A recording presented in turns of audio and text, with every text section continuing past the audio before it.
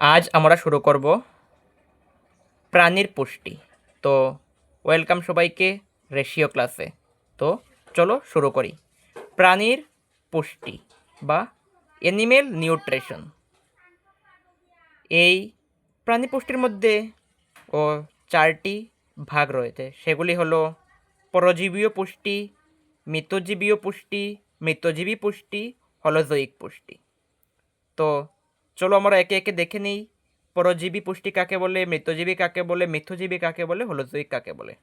তো দেখো, পরজীবী পুষ্টি।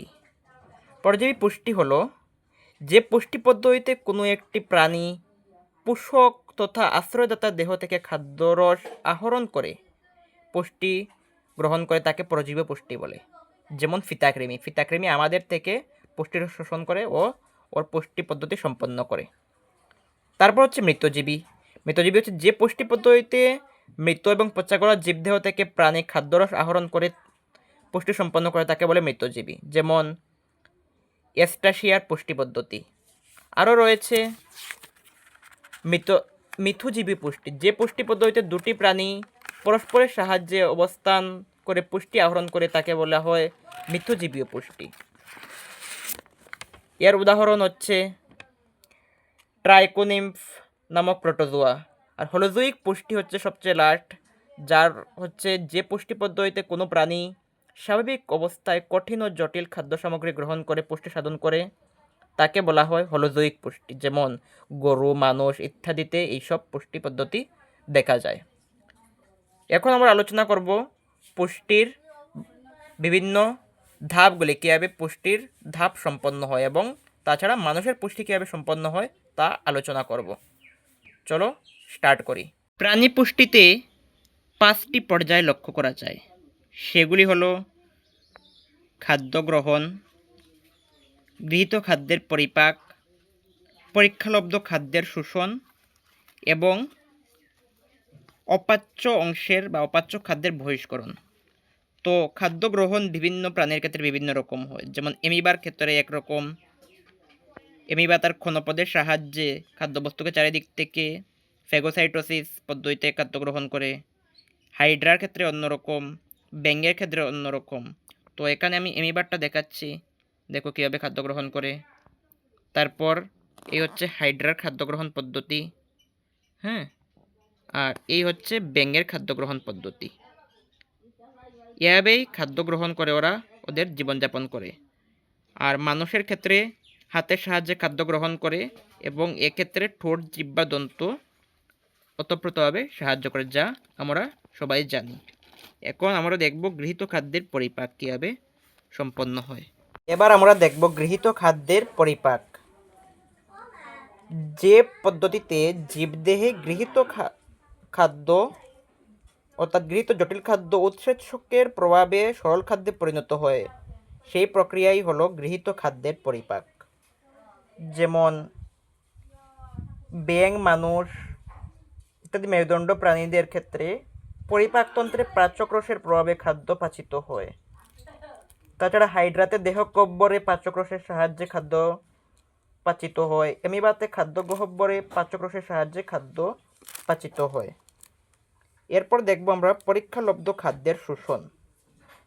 সেটা হলো যে পদ্ধতিতে পাচিত সরল খাদ্য উপাদান কোষের সাইটোপ্লাজম বা রক্ত বা লসিকায় প্রবেশ করে। যেমন এমিবাতে খাদ্য গহ্বরে পাচিত খাদ্যরস সরাসরি বেপন প্রক্রিয়ায় মাধ্যমে কিন্তু সাইটোপ্লাজমে শোষিত হয়। হাইড্রাতে খাদ্যরস দেহগহ্বরে প্রবেশের মাধ্যমে শোষিত হয়। মানুষসহ যে উন্নত জীবগুলি রয়েছে তাদের ক্ষুদ্রান্তে শোষণ ক্রিয়া ঘটে। ক্ষুদ্রান্তে যে শোষণ প্রক্রিয়া সম্পন্ন হয় তা নিম্নরূপে দেখানো হলো। দেখো, শ্বেতসার ভেঙে তৈরি হয় মল্টোজ, হ্যাঁ। সুক্রোজ ভেঙে তৈরি হয় গ্লুকোজ প্লাস ফ্রুক্টোজ। ল্যাকটোজ ভেঙে তৈরি হয় গ্লুকোজ প্লাস গ্যালাক্টোজ। মল্টেজ ভেঙে তৈরি হয় গ্লুকোজ প্লাস গ্লুকোজ। আর অ্যামাইলোটেজ ভেঙে তৈরি হয় গ্লুকোজ প্লাস গ্লুকোজ। এভাবে ক্ষুদ্রান্তের মধ্যে মানুষ বা উন্নত জীবের ক্ষেত্রে শোষণ ঘটে। এবার দেখো আত্তীকরণ, যে পদ্ধতিতে শোষিত খাদ্য উপাদান কোষীয় অংশে অঙ্গীভূত হয় সেই পদ্ধতিকে বলে আত্তীকরণ। যেমন ধরো, আত্তীকরণের প্রধান স্থল হলো কলাকোষের প্রোটোপ্লাজম। হ্যাঁ, এটার মানে হচ্ছে যে আমরা যে খাদ্য গ্রহণ করি তা কোষীয় অঙ্গাণুতে, যেমন রক্ত এবং আমাদের বিভিন্ন কোষের মধ্যে যে পুষ্টি প্রক্রিয়া সম্পন্ন হয় তাতে কাজে লাগে। এটা কি বোঝানো হয়েছে। এখন দেখো বহিষ্করণ। বহিষ্করণ হচ্ছে যে পদ্ধতিতে খাদ্যের অপাচ্য অংশ দেহ থেকে বেরিয়ে যায় বা বহিষ্করণ ঘটে। এবার ক্ষেত্রে অপাচ্য খাদ্য অংশ উল্লেখিতভাবে সঞ্চিত হলেও কোষ আবরণীতে তা নির্দিষ্টভাবে থেকে যায়। আর মানুষ এবং উন্নত জীবের ক্ষেত্রে তা পায়ু ছিদ্রের মাধ্যমে বের হয়ে যায়। এবার আমরা আলোচনা করব মানুষের পৌষ্টিক তন্ত্র বা পরিপাকতন্ত্র। চলো দেখা যাক। দেখো, এটা হচ্ছে মানুষের ডাইজেস্টিভ সিস্টেম বা মানুষের পুষ্টিতন্ত্র। মুখের মাধ্যমে খাদ্য আমরা গ্রহণ করি, তারপর শ্বাসনালী রয়েছে এখানে, হ্যাঁ, এবং খাদ্যনালী রয়েছে, খাদ্যনালী দিয়ে খাদ্য আমাদের ভিতরে যায়। তারপর রয়েছে এটা হচ্ছে লিভার, স্টমাক, এটা হচ্ছে প্যানক্রিয়াস, হ্যাঁ, এটা হচ্ছে স্মল ইন্টেস্টাইন বা ক্ষুদ্রান্ত, এটা হচ্ছে বৃহদন্ত্র এবং এটা হচ্ছে পায়ু। পায়ুপথে খাদ্য দেহের বাইরে বেরিয়ে আসে। এবার যদি আমরা আমাদের পরিপাকতন্ত্রটাকে একটু ভালোভাবে দেখার চেষ্টা করি তাহলে এখানে দেখো লিভার রয়েছে। লিভারের এখানে রয়েছে ভেনা কেভা, এরপরে রয়েছে মহাধমনী, বামখণ্ড, ডানখণ্ড, গল ব্লাডার, তারপর রয়েছে পোর্টাল শিরা, হেপটিক ধমনী, তারপর এখানে রয়েছে অগ্নাশয়। অগ্নাশয়ের মধ্যে রয়েছে পিত্তাশয়, তারপর অগ্নাশয় নালী, তারপরে রয়েছে কমন বিল বাক্ট, তারপরে রয়েছে ডর্নাল পিপিলিয়া, তারপর রয়েছে ডিওডোমা, হ্যাঁ, তারপর রয়েছে আনুষঙ্গিক অগ্নাশয় নালী, তারপর রয়েছে ক্ষুদ্রান্ত। ক্ষুদ্রান্তের মধ্যে রয়েছে যেমন ডিওডেনাম, তারপর জেজুনাম, তারপর ইলিয়াম। পাকস্থলীর শেষ থেকে বৃহদান্ত্র পর্যন্ত বহু সংখ্যক ভাঁজ হলো ক্ষুদ্রান্ত। তারপর রয়েছে দেখো অ্যাপেন্ডিক্স, মানে হচ্ছে এটা আমাদের এখান পরিশিষ্টের মাধ্যমে অনাক্রমতা রয়েছে, মানে এটা আমাদের দেখা যায় না এক্ষণে। প্রথম আমরা যখন শাকাহারী ছিলাম তখন তার কাজে লাগতো। তারপরে রয়েছে এনাথ বা পায়ু, তারপরে মলাশয়। এখন দেখো এটা হচ্ছে আমাদের বৃহদন্ত্র। বৃহদন্ত্রের মধ্যে এই যে রয়েছে হেপটিক, পোর্টাল ভেইন, তারপরে রয়েছে অ্যাসেন্ডিক কুনাল, তারপর বিভিন্ন জিনিস রয়েছে যেমন সিউম, তারপর মলাশয় বা রেকটাম, তারপর এখানে রয়েছে ডিসেন্ডিং কলন, এভাবে রয়েছে। তারপর রয়েছে দেখো আমি এখানে দেখাচ্ছি স্টোমাক বা পাকস্থলী। পাকস্থলীর ক্ষেত্রে রয়েছে ফান্ডাস, তারপর রয়েছে এখানে রয়েছে গ্রাসনালী, কার্ডিয়াক প্রান্ত, হ্যাঁ, তারপর এখানে রয়েছে ডিওডেনাম, পলিরিক এট্রাম, তারপর রয়েছে পাইলোরিস, এভাবে অনেক জিনিস রয়েছে। তারপর রয়েছে দেখো গ্রাসনালী, খাদ্যমণ্ড রয়েছে এখানে, এটা হচ্ছে পাকস্থলী, হ্যাঁ। তারপর রয়েছে এখানে দেখো সেলাইভারি গ্ল্যান্ড বা লালাগ্রন্থি, এখানে রয়েছে টাং মানে জিহ্বা, আমরা খাদ্য গ্রহণ করি। তারপর রয়েছে দেখো প্যারাইটিস গ্রন্থি, তারপর সাব ম্যান্ডিবুলার গ্রন্থি এভাবে রয়েছে। আর আমাদের মানুষের 3 জোড়া কিন্তু লালাগ্রন্থি রয়েছে। এভাবেই আমাদের শেষ হয় মানুষের পুষ্টিতন্ত্র। ঠিক আছে, মানুষের পরিপাকতন্ত্রের মধ্যে 2টি ভাগ রয়েছে, তা হলো পৌষ্টিক নালী এবং প্রধান পরিপাক গ্রন্থি।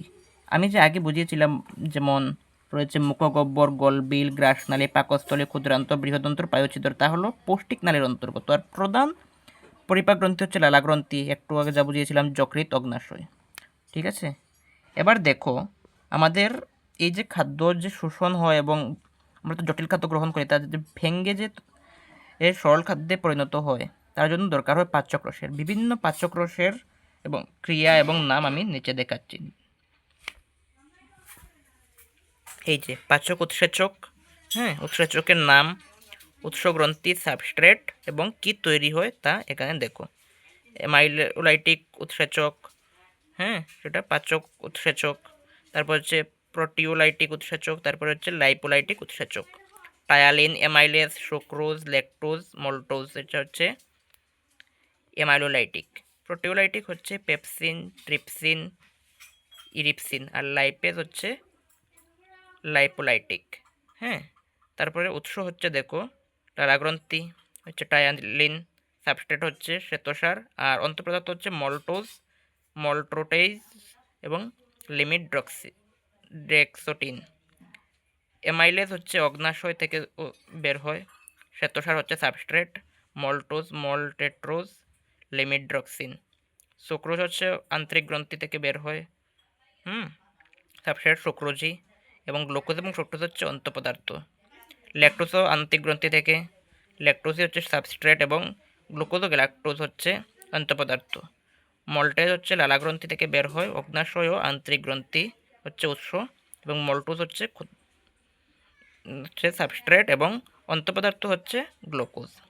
সেম এখানে দেখো প্রোটিওলাইটিকের ক্ষেত্রে পেপসিন হচ্ছে উৎসেচকের নাম, উৎস হচ্ছে গ্রন্থি, সাবস্ট্রেট হচ্ছে উদ্ভিজ্জ প্রাণী প্রোটিন, এবং পেপটুন এবং কেসিন হচ্ছে অন্তঃপদার্থ। ট্রিপসিন, ইউরেসিনও সেম হচ্ছে প্রোটিওলাইটিক। ট্রিপসিন উৎপন্ন হয় অগ্নাশয় থেকে, আর ইরিপসিন হচ্ছে আন্তরিক গ্রন্থি থেকে। সাবস্ট্রেট হচ্ছে দুগ্ধ প্রোটিন এবং অন্তঃপদার্থ হচ্ছে পেপটাইড।